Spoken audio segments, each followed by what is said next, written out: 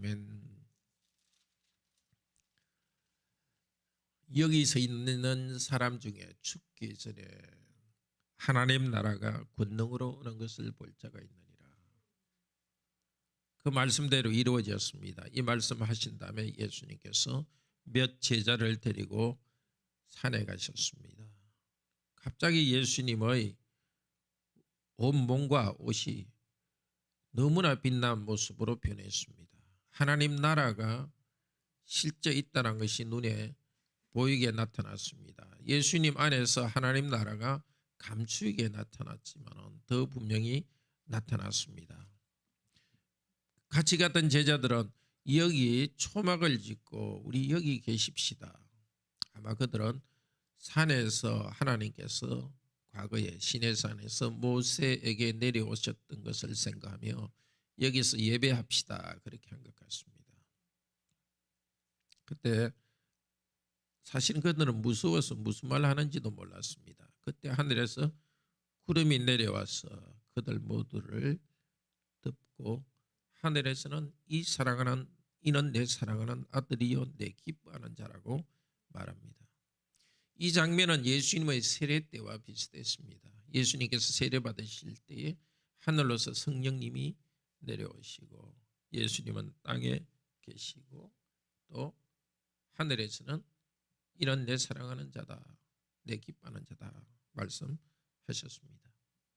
그때 세례 받을 때는 예수님이 낮아지는 모습으로 우리와 함께 연합해서 낮아진 모습으로서 삼위일체 하나님이라는 것을 아버지 하나님께서 증거했습니다. 이제는 우리와 함께 되신 그분이 높아지신 하나님이라는 것을 삼위일체 하나님께서 이대로 나타나십니다. 성령님의 능력 가운데서 이 사람 예수가 지금까지 사람들을 가르치고 나왔지만 그리고 이제 곧 십자가에 달려 죽으실 것이지만 이분은 하나님의 아들이십니다. 이것은 제자들에게 예수님이 누구인지에 대해서 가르치는 것이기도 하지만 예수 그리스도께서 십자가를 향해 가는데 큰 위로가 되었습니다. 이는 내 사랑하는 아들이니 너희는 그의 말을 들으라 하는 것은 신명기 18장에 나오는 말씀입니다. 모세를 통해서 말씀하셨습니다. 모세가 앞으로 나와 같은 선지자 하나를 하나님께서 세우실 테니까 너희는 그의 말을 들으라 하는 그 표현을 바로 씁니다. 그래서 사도들은 복음을 전할 때 이 구절을 가지고 예수님은 하나님의 아들이라는 것, 신명기에서 예언된 하나님의 아들이 아니라 그 선지자라는 것을 말했습니다. 예수님께서 내가 주권자 가운데 살아날 때까지 본 것을 아무에게도 이야기하지 말라. 중요합니다. 예수님의 영광만 생각하고 고난을 사람이 모를 수 있기 때문입니다. 우리는 예수님이 영광스러운 하나님이지만 동시에 십자가에 달리신 분이요 우리 죄를 위하여 죽으시고 고난받으신 분이라는 것을 항상 고백하기를 바랍니다. 그래야 할 때 우리 자신도 영광만 생각하지 않고 죄를 고백하고 고난의 길을 가면서 주님의 참된 제자가 됩니다. 제자들이 그러면 메시아가 온다면은 그리고 사실은 당신이 메시아인데 엘리야가 먼저 와야 되지 않습니까?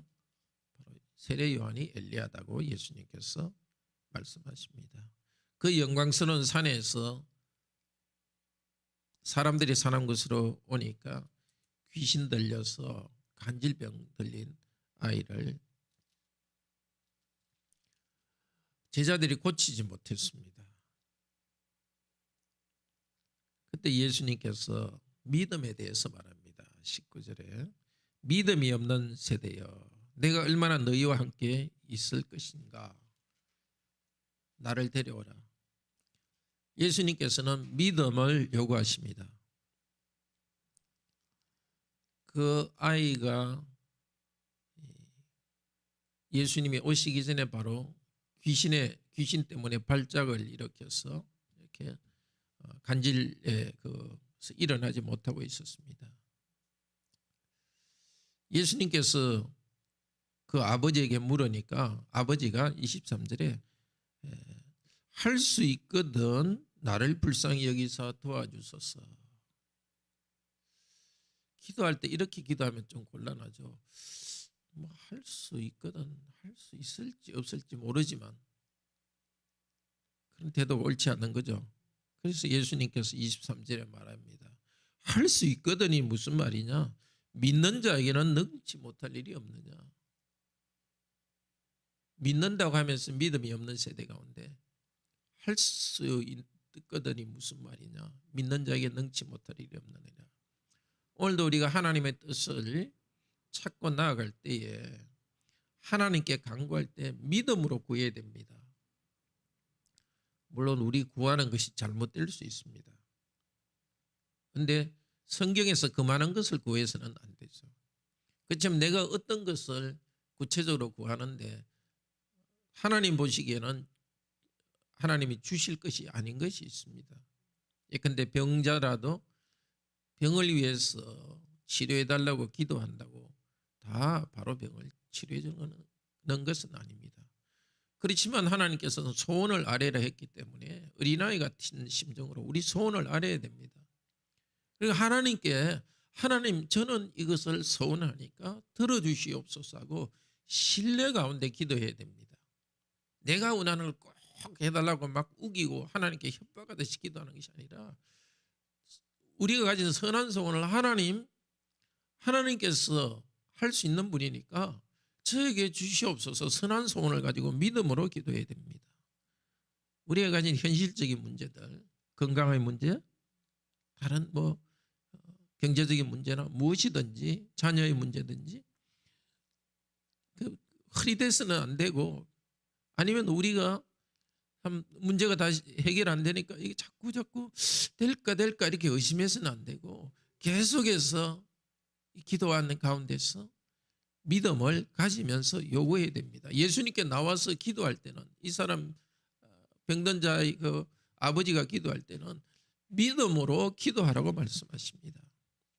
예수님께서는 내가 네게 명하노니 귀신아 나오라 이렇게 하니까 귀신이 나오고 간질 들린 그 아이가 나왔습니다. 제자들끼리 예수님과 함께 같이 갔습니다. 그때 제자들이 묻습니다. 왜 저희들은 못합니까? 29절에 기도 외에 다른 것으로는 이런 종교가 나갈 수 없느니라. 즉 믿음의 기도를 해야 됩니다.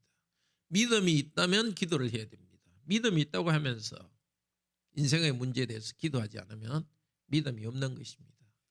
기도할 때는 그냥 내가 할 수 있다 하며 기도하는 게 아니라 삼위일체 하나님 그분이 어떤 분인지를 기억하고 기도하고 그분 앞에서 대화하는 것입니다. 그래서 결정은 우리 하나님이 하시지만은 항상 우리는 신뢰를 가지고 기도해야 됩니다. 믿음의 기도를 오늘도 하기를 바랍니다. 예수님께서 갈릴리로 지나가는데 사람들에게 아무것도 사람들을 안 만나고 조용히 제자들을 만 만나서 가르쳤습니다. 예수님의 사역은 그렇습니다. 그냥 대충 사람들에게 분위기를 가지고 예수님을 믿도록 하는 것이 아니라 정확한 복음을 전할 증인들을 세우시고 증인들을 통해서 교회를 계속 세워가십니다. 지금도 마찬가지입니다. 그냥 교인들이 여럿이 모여가지고 우리는 교회다 하고 이게 좋겠다 하고 나가는 것이 교회가 아니고 하나님께서는 복음 전파자로 목사를 부르시고 목사에게 말씀을 잘 배우도록 하시고 또 교회 장로들과 함께 목회팀이 되어서 그 가르치는 팀을 통해서 교회를 인도하십니다. 예수님께서 가르친 내용 무엇입니까?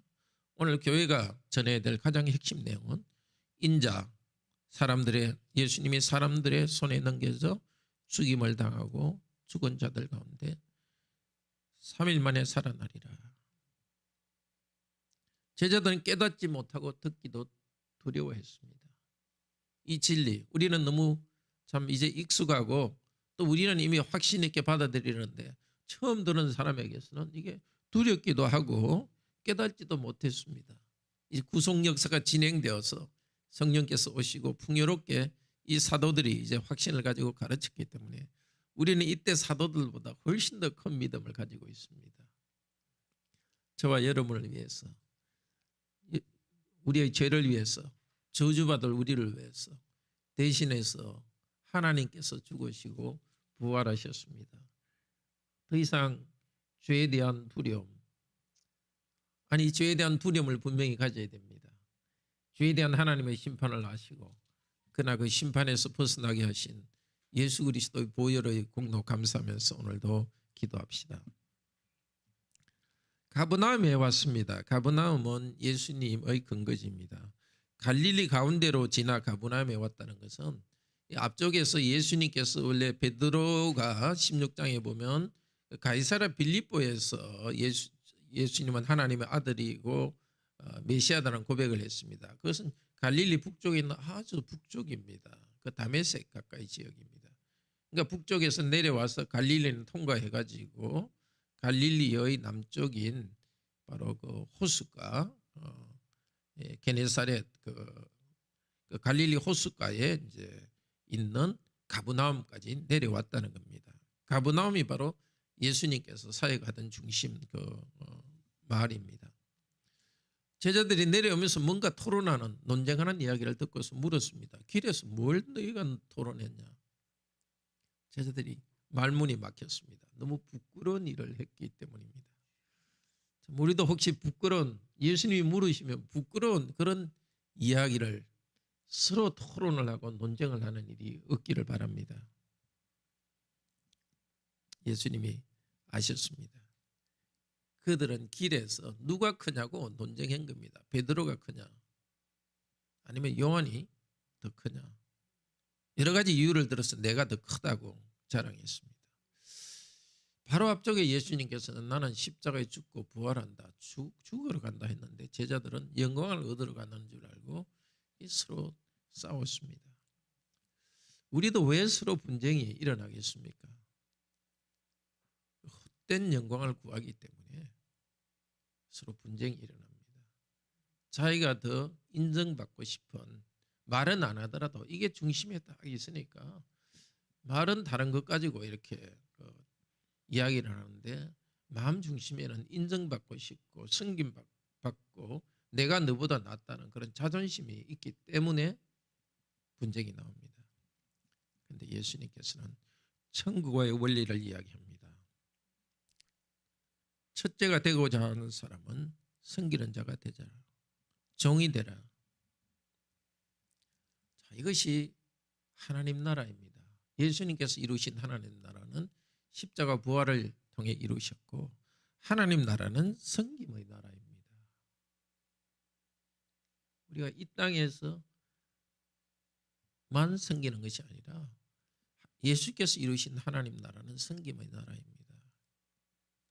고린도전서 15장 27절에서는 마지막 새하늘과 새 땅에서 하나님의 사람이신 예수 그리스도도 아버지 하나님께 복종한다고 그랬습니다.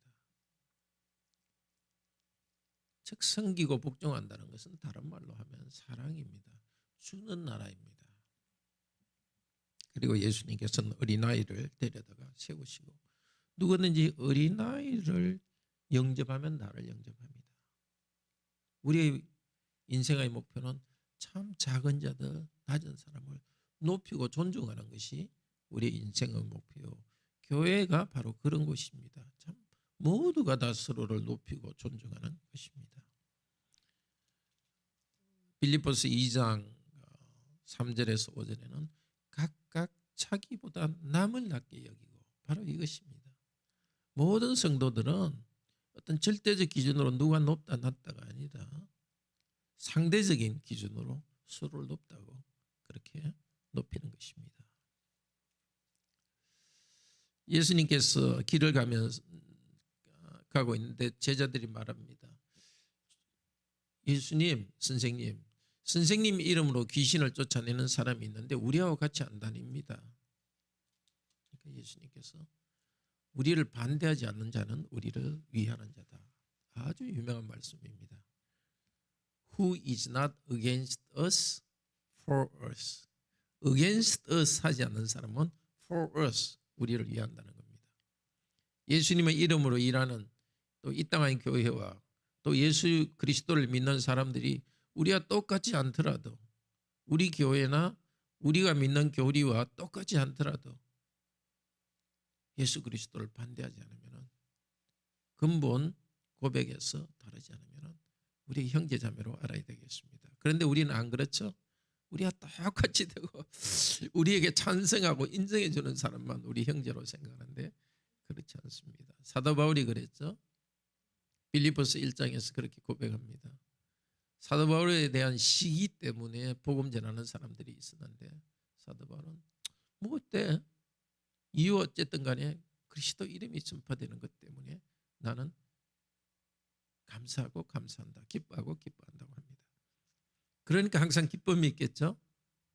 나와 다르고 오히려 시기심 때문에 어떤 일을 하는 사람을 보더라도 그래도 어느 정도는 주님의 나라에 기여하고 있으면 그 상황 자체를 기뻐하는 겁니다. 그 사람이 옳다는 것은 아닙니다. 나쁘죠.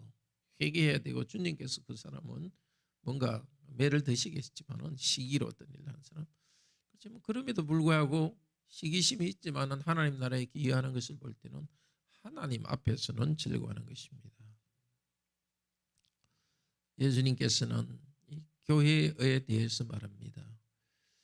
작은 자 중 하나라도 실족게 하지 말라. 서로 기분 나쁘게 하지 말라. 기분 나쁘게 하는 것을 그 정도를 문제 삼는 게 아니라, 우리가 잘못해서 어떤 다른 성도가 믿음에서 넘어져서 큰 시험을 받게 해서는 안 된다는 것입니다. 그러면서 이야기합니다. 자, 44절 같이 한번 읽읍시다. 만일 내 손이 너를 범죄하게 하거든 찍어버리라. 장애인으로 영생에 들어가는 것이 두 손을 가지고 지옥 곧 꺼지지 않는 불에 들어가는 것보다 나으니라. 이 세상에 너무너무 몸도 건강하고 부자로 살았던 사람들 중에 많은 사람이 영원한 지옥에 들어갑니다. 어떤 사람은 이 세상에서 장애인으로 살았지만 천국 들어가는 것이 큰 은혜입니다. 그러니까 우리가 죄를 지으면 차라리 몸을 잘라버리는 심정으로 절대 죄를 짓지 말라는 것입니다. 우리는 50절에 세상의 소금인데, 특별히 여기서 강조하는 것은 너희 속에 소금을 두고 서로 화목하라. 그리스도인이 세상에서 세상을 부패하지 않고 살만나게 하는 것, 중요한 것이 화목한 것, 평화를 만드는 일입니다. 작은 일로 싸우고 자기가 높다고 말하는 세상 가운데서 우리는 그리스도의 마음으로 낮은 자리에서 섬기면서 어디든지 좀 평화를 만들어 갑시다. 소금을 두고, 이것은 그 언약을 맺을 때 소금을, 제물을 드릴 때 소금을 씁니다. 그러니까 아마도 이 소금은 부패하지 않으니까 변하지 않는 소금 언약. 레위기 2장 13절에 보면 언약의 소금이라는 말이 나옵니다. 언약의 소금.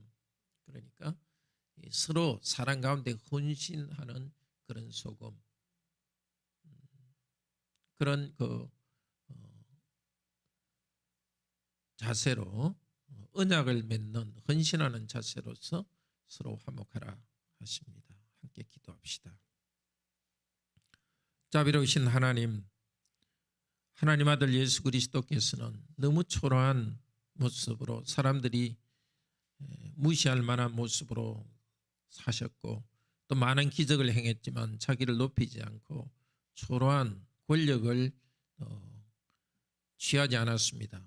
그러나 하나님께서는 십자가에 돌아가시기 얼마 전에 산 위에서 이 예수는 바로 삼위일체 중의 한 분이요 영광을 취하실 것이라는 것을 나타냈습니다. 그러나 그러기 전에, 그 앞에 있는 영광을 취하기 전에 땅에 있는 많은 사람들을 구원하기 위해서 십자가에 죽으시고 부활하셔야 했습니다.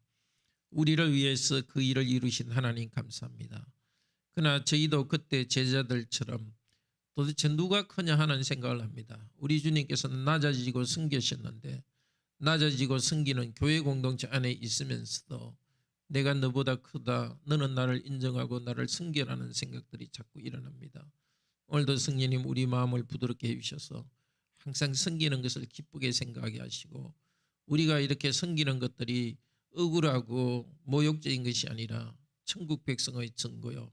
우리가 들어가서 살 영원한 새하늘과 새 땅에서는 모두가 섬기는 나라라는 것을 알고서 그 나라를 소망하면서 섬길 수 있도록 도우소서. 사람들이 우리와 다르다고 해서 그들에 대해서 하나님께서 그들에 대해서 뭔가 제한을 두시도록 그렇게 기도하는 것이 아니라 우리가 다르더라도 하나님 나라를 위해서 일하는 사람들은 참으로 인정할 수 있도록 도우시고, 심지어 일반 사회에서라도 우리와 좀 성격이 다르다고 해서 싫어하는 것이 아니라 그냥 우리와 적극 반대하지 않는 사람은 우리와 함께하는 사람이라는 넉넉한 마음을 가질 수 있도록 하소서. 세상 가운데서 우리가 드러낼 참된 그리스도인의 모습은 화목하는 것입니다. 주여, 우리에게 성령님께서는 사랑과 평화, 화목의 영이시오니 오늘도 우리에게 성령님으로 충만케 하여서 어디 가든지 우리가 평화를 만들어낼 수 있도록 도우소서. 우리 가운데 병이 있고 장애가 있는 형제자매들에게 주께서 치유하여 주시옵소서. 그러나 이 현재 상태에서도 예수 그리스도를 믿고 천국 백성이 된 것을 기뻐하게 하소서. 주 예수 그리스도 이름으로 기도드립니다. 아멘.